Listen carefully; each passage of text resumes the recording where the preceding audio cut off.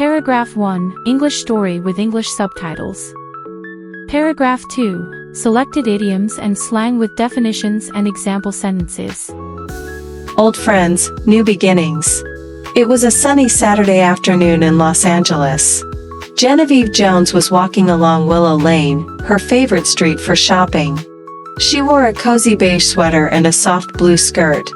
She held her reusable tote bag as she stepped into Sienna & Company, a small but stylish clothing store.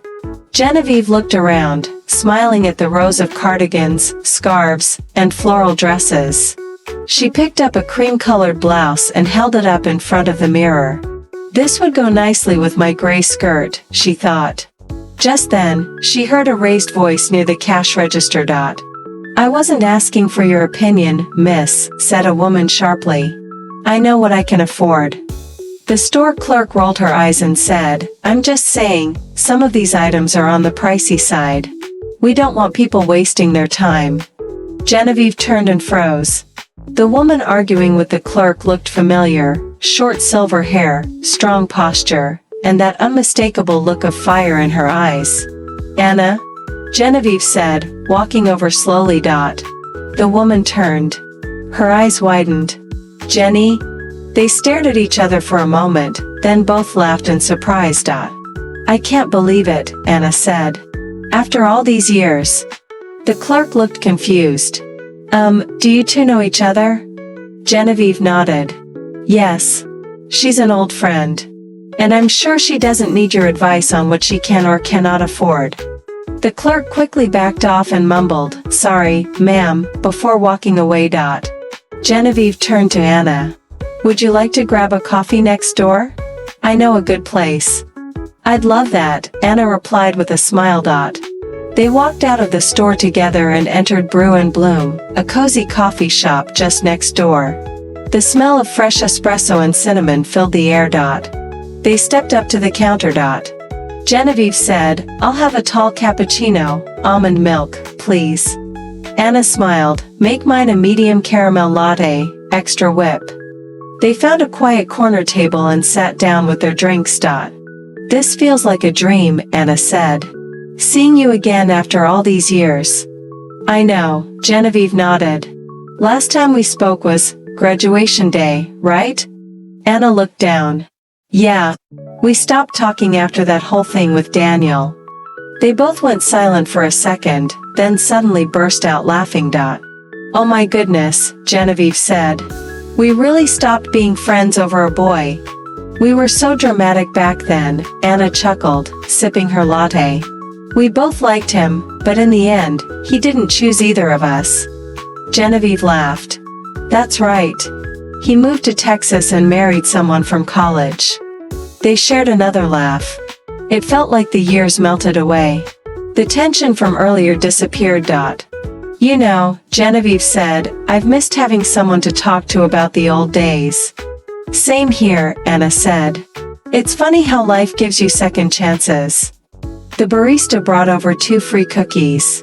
"On the house," he said with a smile. "For being so sweet." "Now that's service," Anna joked. As they nibbled the cookies, they talked about their lives, Genevieve's grandkids, Anna's travel stories, and the little joys of retirement. Before leaving, they exchanged phone numbers. "Let's not lose touch again," Genevieve said, holding Anna's hand gently. "No way," Anna replied. "Next time, lunch is on me." They stepped out of the coffee shop, arm in arm, their hearts lighter than they had been in years. Waste someone's time. Meaning, to do something that is not worth someone's effort or attention. The clerk rudely suggested Anna didn't belong in the store. Example, "We don't want people wasting their time," the clerk said. "On the pricey side." Meaning, casual way to say something is a bit expensive. A softer way to say the items cost a lot. Example, "Some of these items are on the pricey side," the clerk said. Roll one's eyes. Meaning, a gesture to show annoyance or disbelief, often using your eyes. To show disrespect or irritation without speaking. Example, "The store clerk rolled her eyes. I can't believe it." Meaning, a common phrase expressing shock or surprise. to show amazement at seeing Genevieve again.